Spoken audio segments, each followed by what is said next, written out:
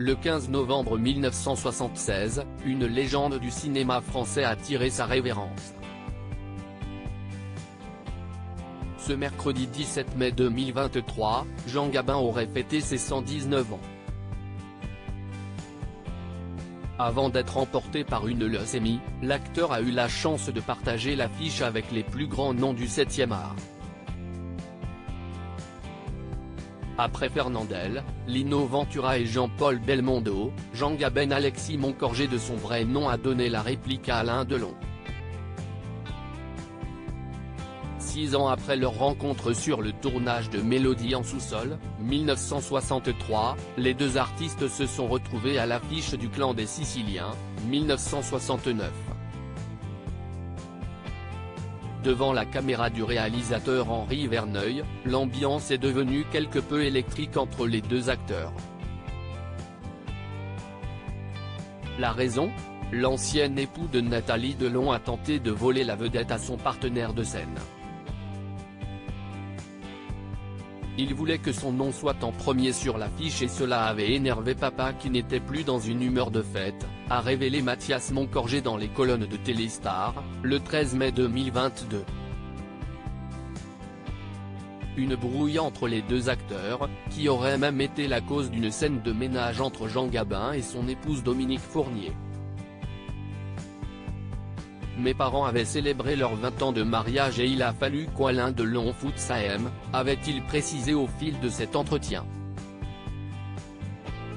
Cette discorde entre les deux légendes du cinéma n'a pas manqué de froisser Lino Ventura, comme l'a précisé Mathias Moncorgé. Agacé par l'attitude du père d'Anthony Delon envers Jean Gabin, l'acteur des Tontons Flingueurs a volé au secours de son ami.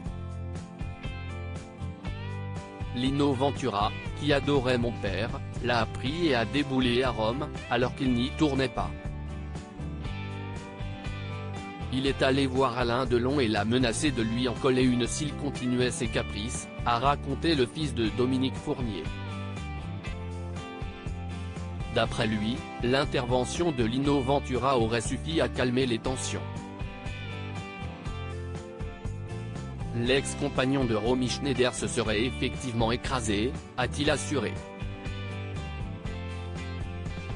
Et, finalement, il a eu son nom au même niveau que les autres acteurs. Une petite guerre d'ego qui n'a pas empêché les deux hommes de se retrouver dans Deux hommes dans la ville en 1973. Supérieur à Alain Delon, sa carrière en 40 rôles les Alain Delon intimidé par Jean Gabin. Alain Delon gardera toujours en mémoire sa première rencontre avec Jean Gabin.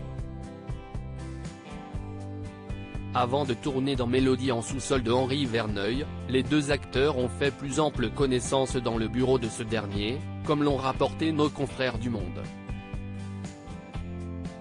Très vite, l'ex-compagnon de Mireille Darc a été impressionné par le charisme de l'acteur du Pacha. Le simple fait qu'un homme comme Jean Gabin se soit levé pour me dire bonjour, monsieur et me serrer la main m'a laissé pétrifié sur place. D'autant que j'en avais plein la vue de cet homme qui, l'année de ma naissance, avait déjà tourné Pépé le Moco, s'est souvenu le père d'Anouchka Delon. Intimidé par la stature de Jean Gabin, Alain Delon est apparu très tendu sur le plateau du tournage.